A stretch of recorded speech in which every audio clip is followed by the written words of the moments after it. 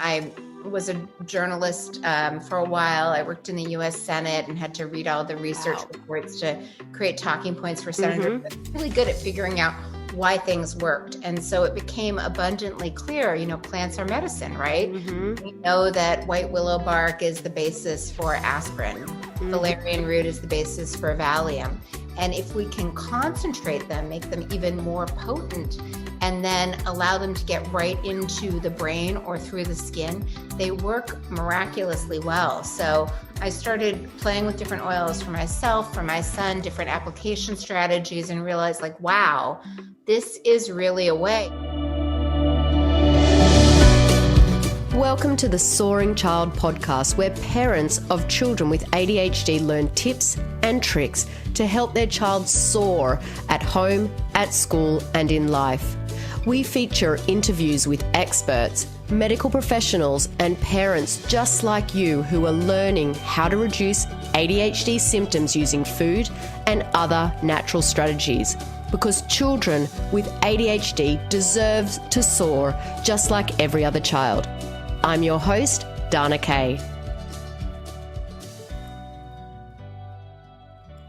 Hello parents, this is Dana Kay here for another edition of the Soaring Child podcast. Now, even though I'm now able to control my son's symptoms with food and natural solutions without spending hours and hours researching or forcing my family to buy into it, it took me a long time to figure it all out. I had to unlearn everything I thought was the right things to do because I quickly discovered how wrong they were. I had to test out different formulas to see which ones worked for my son and my family, and honestly, I struggled big time. I remember this one time, it was 1 a.m. one night, and I had my head in yet another book or blog or study or article. I can't even remember as it was a total blur. And I looked at my watch and I realized the time that I went to bed. And of course, I couldn't sleep. I'm sure many of you out there have had many nights like that. I just felt so frustrated, and I just wish someone could tell me exactly what I needed to do without me having to spend so much time and energy trying to figure it all out. Listeners, if that story resonates with you, then I'm so glad you found me and this podcast. I'm going to help you not feel as frustrated as I did and totally get to where you need to go so much quicker. And if that story resonates with you as well, you may have already searched on Google for things like essential oils and ADHD. I know I used to search that one constantly. That's why I am really excited for our next guest today, where we will be diving deep on essential oils and ADHD. My guest is a best-selling author, award-winning journalist, functional practitioner, and founder of Vibrant Blue Oils, where she has combined her training in nutritional therapy and aromatherapy to create unique proprietary blends of organic and wild-crafted essential oils. She has helped over 50,000 clients heal from brain-related challenges, including anxiety, insomnia, and autoimmunity. For the past 10 years, she has lectured at wellness centers, conferences, and corporations on brain health, essential oils, stress, and detoxification. She has been seen in the New York Times, Wellness Mama, Elephant Journal, and numerous publications. Her website, vibrantblueoils.com, is visited by over 300,000 natural health seekers every single year, and she is rapidly becoming a top resource for essential oils education on the internet today. Now it's time to welcome Jodi Cohen to the Soaring Child. Hi, Jodi. Thanks so much for joining me today. Oh my God, it's always a pleasure. Nice to see you. Yeah, you too. I am very excited to have you on because I just remember back to when I was searching for answers to help reduce my son's ADHD symptoms, and the amount of times that I Googled essential oils and ADHD was huge. And if that was just me, I'm sure I wasn't alone. And so I know that my listeners will absolutely love this episode. So I want to try and get out all that goodness from you. And so we're going to just dive straight in because I want to make sure that we can extract all of that goodness from that brain of yours. So why don't you just start by telling us, what is your experience with ADHD? Well, I am ADHD, but my son, it really presented, my first child was easy. So I just assumed I was a good mom and had another one 22 months later. And he was much more challenging from, right out of the gate. And I thought it was my parenting. I was taking all these parenting classes, it is so sad. Our big cue was like, look at my nose. And he literally couldn't. Oh, really? One day we were at the Woodland Park Zoo with a bunch of other families, and they were in kind of that area by the carousel. And, another mama handed out snacks, and I believe she gave him a Ritz cracker. And my friend was sitting next to me and saying like, oh, wow, Max is having a really good day. He's really paying attention. And I was having that proud mom moment. And then he ate the cracker and literally took off, like just ran in the opposite direction. I think he saw a squirrel or something. And so I ran after him, brought him back. And my friend said, I've never seen him Jekyll Hyde from food. Maybe it's something he's eating that's influencing his personality. You should take him to a nutritionist. So I did.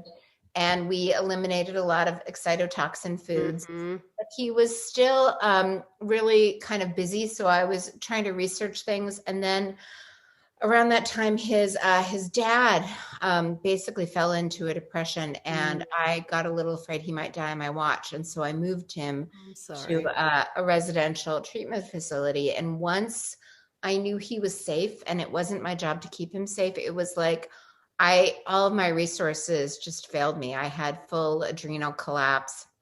Nothing I was ingesting seemed to be helping. And I had a very smart friend who was into oils, who brought over a box of oils and said, listen, you've been so high cortisol for so long. When you're chronically high cortisol, that really lets inflammation run rampant. So it's entirely possible that your gut is just such toast that nothing you're ingesting is really getting in. Oils work differently. You can inhale them, you can topically apply them over certain areas. They're just a great way to, get remedies into your system. So that's how I started the company. And I basically healed myself first. And then once I started to feel better, my research brain, I was a journalist for a while. I worked in the U.S. Senate and had to read all the research reports to create talking points for senators. Really good at figuring out why things worked. And so it became abundantly clear, plants are medicine, right? We know that white willow bark is the basis for aspirin. Valerian root is the basis for Valium. And if we can concentrate them, make them even more potent, and then allow them to get right into the brain or through the skin, they work miraculously well. So I started playing with different oils for myself, for my son, different application strategies, and realized like, wow, this is really a way. One of the challenges with ADHD and anything related to different areas of the brain is it's super hard to get anything into the brain because, the brain has a great security system. The blood-brain barrier prevents everything but super small fat soluble remedies from getting through. This is one reason that essential fatty acids and diet is so great, because they actually are the right size, shape, form to get into the brain, calm the brain, focus certain areas of the brain. They work because of their chemical structure, and essential oils have the same chemical structure. And so I would love to dive into certain ways to, certain oils to use, certain ways to use them so that you get the most bang for the buck. And when you're feeling overwhelmed, anxious, distracted, you're able to kind of draw energy and blood flow to the part of your brain that helps you kind of tune in and focus. Sure. I am sorry that if you heard that, my dog was barking in the background. I've got a brand new puppy. I got a puppy and he is just going off at the moment. So apologies about that. Oh, I can totally see how, your experience with your son and your husband, brought you into this realm, and that motivation really push you forward to research more. And that's very much how I started in what I was doing as well. So let's dive into, I'm sure the listeners out there are really wondering, what essential oils are the ones that can actually help ADHD. And I'd love to sort of hear from you, but also why those ones. Yeah, so you can approach it two ways. So we have a blend that we call Attention, that is a lot of grounding herbs like vetiver, cedarwood, frankincense. They are derived from plants with deep roots in the earth. And there's this idea that when we're not kind of grounded and centered, like for anyone that's ever ridden the New York subway, if you're riding in stilettos and you're trying to like balance on one leg, you're going to get tossed all over the place. Yes. If you're wearing sneakers or something comfortable, you can put your feet apart, maybe bend your knees, maybe hold on to the handrail. You're much more better able. You're centered, you're grounded, you're solid. For anyone who has blood sugar issues, when they're hungry, they like fly off the handle. But when they've had something, with some protein, with some fat, they feel like their best selves. So the more you can kind of center yourself and ground yourself, and using oils like vetiver, cedarwood, frankincense, even lavender, things that are kind of rooted in the earth. So they have deep roots in the earth, and energetically, even when you remove that plant from the earth, it still connects you on the bottom of the feet, especially if you have like a squirmy little guy who doesn't necessarily like the smell of oils, but will let you rub their feet. That's a really great place to start, And, if you had to pick one, I would say vetiver or frankincense. You can do it, before bed, in the morning, whatever kind of helps you get through. The other thing, and this is getting a little bit more complicated, there are different, think of it as almost like a domino series, like you push one domino, kind of these tracks in the body that allow you to focus. So one of them is your nervous system. So your autonomic nervous system controls your automatic functions, the things you do without conscious thought: breathing, digesting, detoxifying, eliminating waste, immune support, all of these things. And it's designed to keep you alive. So it has different gear shifts for different states. If you think that you're going to die because, you're walking on the bike path and a car doesn't see you and kind of swerves toward you, you're going to respond very quickly to like get out of the way and save your life. It allows you to either fight back or flee. Yeah, and that fight or flight response. Exactly. It's called the sympathetic branch of your nervous system, and it allocates resources towards survival. So blood, for example, is routed away from the core, digestion, detoxification, to the arms and the limbs so you can fight or flee. Your vision actually changes, that idea of tunnel vision. The pupils, the black part of your eyes, get really big to take in light selectively so you can make your best choices. You can't be kind of contemplating the nature of the universe when survival's on the line. Yes. So it cuts down your ability to calm yourself down, control your impulses, think clearly. So if you're looking at your kid and you see very big pupils, that is an indicator they are in fight or flight. Their nervous system is in the wrong gear to let them focus. So the gear shift between kind of fight or flight danger and the receptivity, calming down, critical thinking gear is the parasympathetic branch of the nervous system. And it's your vagus nerve, the longest nerve in your body, that also has an impact on digestion, detoxification. It connects the brain to the body. So it starts very, very back of the head, splits, winds around both sides. If you feel with me behind your ear, you'll feel a bone. That's your mastoid bone. And between your earlobe and your bone, there's a little divot. That is an acupuncture point, and that is where your vagus nerve is most accessible. So even as you're listening, if you gently massage that point, that's a good point to massage on your kiddos. That is where the vagus nerve is the most accessible, and where you can, almost like a gear shift, you stimulate that nerve on that point, and it helps you shift into parasympathetic. So all of a sudden the pupils return to normal size and focus. Calming down that body. We talk about a lot. A lot of kids in ADHD have that fight or flight response a lot of the time. They're in that constant state of stress and inflammation. And so I can totally see how bringing that back down will help things that don't seem related to that at all, like focus and attention. And yes. Yeah. And I think, I mean, I can't speak to anyone else, but for a while I assumed it was my kid's personality. Like, oh my God, he's choosing to ignore me. He's not focusing, it was really hard not to associate that with his personality.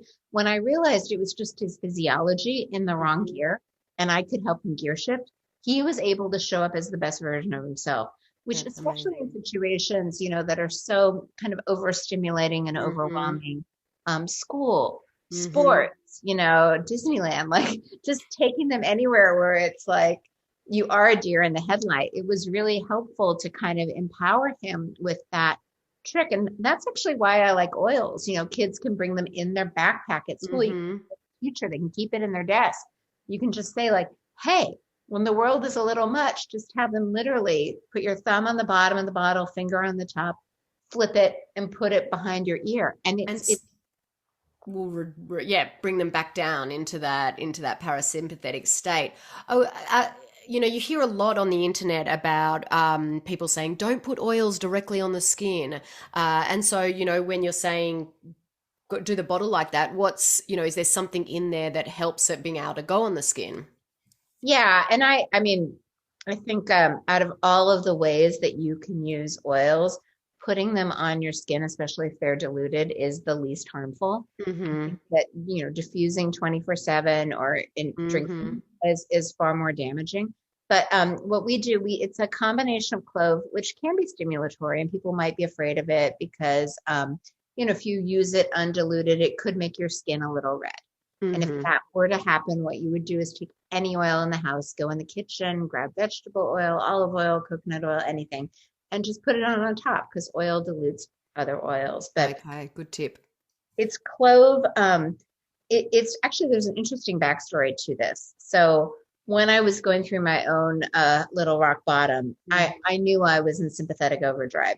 And I had been following Datis Karazian for a long time, who talks about the vagus nerve and the parasympathetic nervous system. And his suggestions were always things like gag yourself with a tongue depressor, splash your face with freezing water, things that I was like, it's kind of like going on a water cleanse. Like, I know it's good for me, but it's not easy. So it's not like, oh yeah, send me up that, I'm on it. So my compliance was terrible. And I was always looking for a better way. You can do deep breathing, which that's easier, but still it felt like a lot of work. And so when I was first into oils, I was thinking like, oh, you want to calm the nerve. Let's use sedentary oils like lavender or chamomile. And it wasn't working. And then I stumbled upon this research. This New York neuroscientist named Kevin Tracy was actually surgically implanting pacemaker-like devices right there behind the earlobe. And he was using it to stimulate the vagus nerve. Okay. And that was a light bulb moment for me. Like, oh, wait, you stimulate, you don't sedate.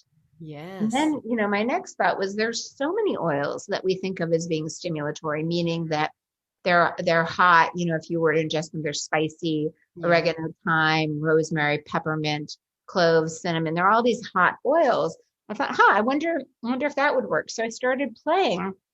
Clove tested the best, but what's interesting, when you combine oils, there's chemistry involved, right? So clove has medium-sized molecules, which means if you were to apply it to the skin, it would get into the bloodstream in like 20 minutes.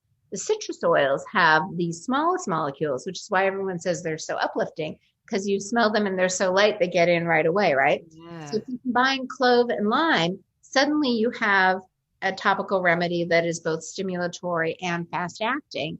And then I further dilute it. There are different oils you can dilute with, and they have different purposes. I like fractionated coconut oil because it basically keeps, things don't go rancid nearly as quickly. They can last much longer.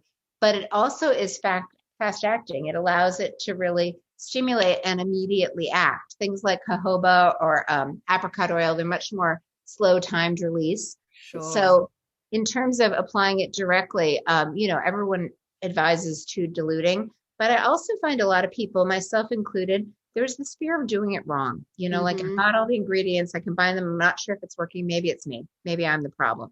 So I wanted to take that anxiety out of the picture and just say like, here, it's ready-made. Okay. Kind of You go to the store and you buy Right. butter. You don't need to, you can't mess it up. You just spread it in the bread. So it's already pre-diluted for those people. That's fantastic, and that definitely helps take away that anxiety. So especially when you're giving it to your child, because they're going to put too much on their skin. So just tell me, what does that look like? How can these oils be used at school? And you've talked a bit about the ones that are good for the focus, and then you've talked about that reducing that, getting them back into that parasympathetic or fight or getting them out of that fight or flight response. So, how would a family instruct their children to do these oils at school? Well, the one thing I haven't mentioned is that it is kind of your forehead area, your prefrontal cortex, that allows you to focus. So smelling, if you kind of, I'm not telling you to stick your finger up your nose, but just trace on the outside of your nose and look where it goes. It goes directly to your forehead. That is the easiest way to get blood flow to your forehead. And what's interesting is it's not, there's certain oils like peppermint and rosemary that have a lot of research that they're good for smelling. But my experience is with kids, they need to like the way it smells. So I would literally say, take them to Whole Foods or anywhere that sells oils and just let them smell and pick what they like. Orange is usually a winner. Most kids like orange, and orange is really affordable. So that might be a good place to start. And you just tell them you can start to smell train. You can correlate smells with certain things. We all do that, right? Like the smell of our mother's perfume, or our grandparents' house or the summer cabin or whatever it is.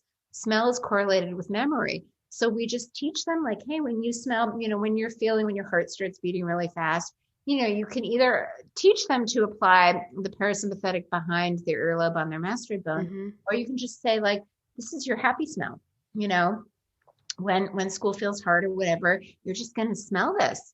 And this is kind of a fun game. You know how when you're like starving and like maybe you take 3 or 4 bites and you're less starving, like you get full, right? Yes. You can't overeat because you're satiated. So there's smell satiety as well. And it's fun, like you start to smell it. It's usually somewhere between 3 to 7 breaths where you can't smell it anymore. So you can teach them like, let's see how quickly you stop smelling, like. So do you actually stop smelling the oils once? It's almost like you're full, you're done, Interesting. Like if you're putting gas in your car at a certain point, there's no more gas that's needed. Yes. You kind of hit capacity. You've achieved what you're going for.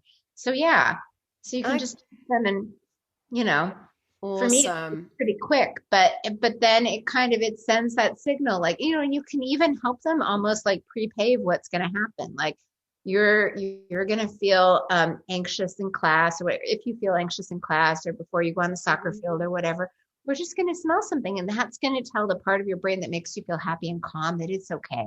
And it's going to help us calm right down. And so it's almost like, most of us don't go in the classroom with our kid. Like, the first day of middle school, they won't even let you go in the school. You can volunteer in grade school, maybe not now with COVID, but, it's just a way of providing your kid with comfort and self-nurturing techniques when you're not there. That's amazing. And so you've talked about so your blend is called the parasympathetic blend. Is that what it's called? We have a parasympathetic blend. We have an intention blend that you can put on the bottom of the feet. And what's in the attention blend?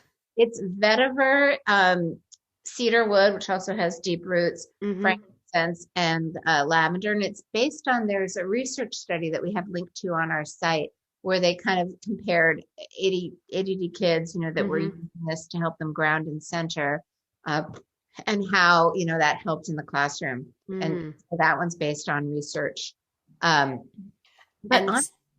they apply that on the bottom of the feet before they go to school, or would they smell that one when they're at school? They can do either. It's really dependent on, some kids, like my 2 children are very different. My daughter, could be completely relied on to smell and to self-soothe and do all those things. My son, the minute he's out the door, like, sometimes he forgets to take his lunch out of his backpack. Just.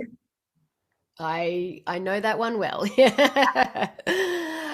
So you've got the focus blend, or the attention blend, you've got the parasympathetic blend. Are there any other blends that would be helpful for kids with ADHD? Yeah, we have one called Calm that's Mm-hmm. incredibly gentle and soothing. And Mm-hmm. sometimes it's funny, it wasn't really meant for constipation, but we had a lot of kids that I think there was so much anxiety around using the bathroom that Mm-hmm. we just say, like, rub it around your tummy and it'll help you feel calm.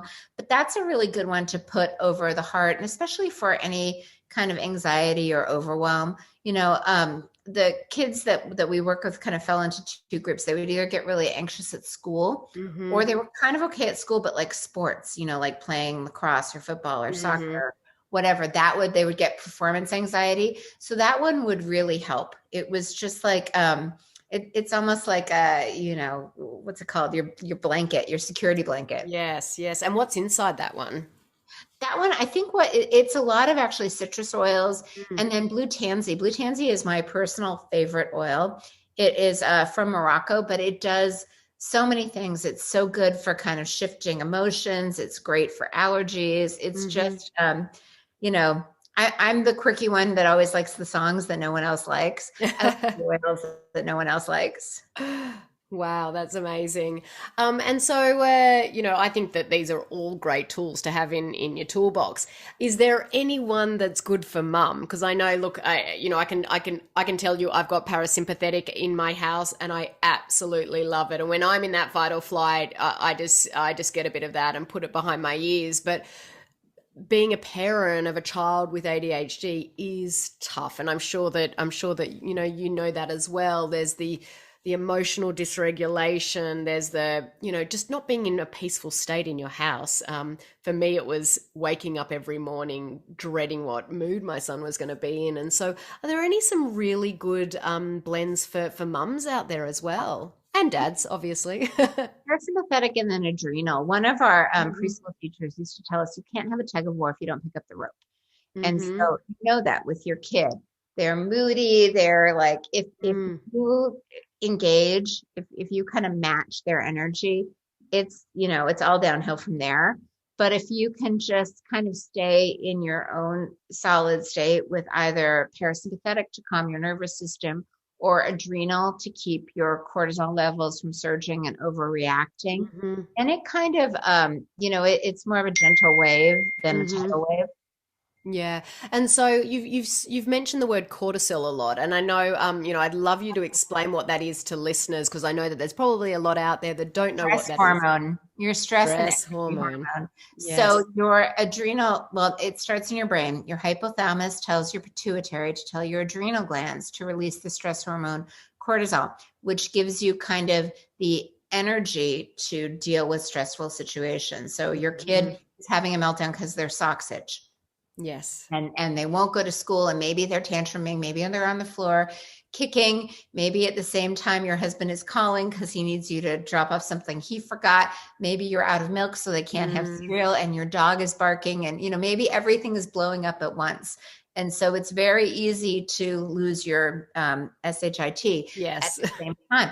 But if you're able to, like, kind of calm your heartbeat, your Mm. stress response, then you're able to say, like, all right, there are too many things at once. I'm just going to take one thing at a time. I'm going to say, like, great, let's find your socks that are cozy. Let's get that Mhm. sorted. We're out of milk, so yay, you get pancakes for breakfast. And husband, I will, the minute he's at school, I will drive to your office and give you this. It just allows you to kind of make things that feel overwhelming more manageable. I love that. And so, the parasympathetics for when you're in that fight or flight. So when that kid's tantrum, you might just pop some Yeah. on the back of their neck. But while you're being stressed about then tantruming, then you might smell the adrenal one. Um, Here's another fun tip. So there's a whole branch of chiropractic called functional neurology that's mhm, really trying to stimulate different areas of the brain, because you've mhm, got two hemispheres of the brain, and the right brain and the left brain do different things. So, for example, if you're someone that's prone to panic attacks, which I used to have so did inconveniently at I. the checkout lines, that Mm, is your right frontal lobe, your right forehead, that's more active. So the way to calm that is to balance the brain hemispheres by smelling anything, anything. okay. If you peel the tangerine in the checkout line and smell Mhm. it through your left nostril, that will then turn on left frontal lobe, balance two hemispheres, calm anxiety. That is a really, really good tip for listeners. Now, is too much oil too much? How much is too much? Well, this is why I don't love ingesting or diffusing. Smelling, you get satiated. You're not. I wouldn't advise taking a bath in oil. That's why I tell people, flip it in a very small amount. Yeah. If you can control the administration of it, no one's going to oversmell. You get full.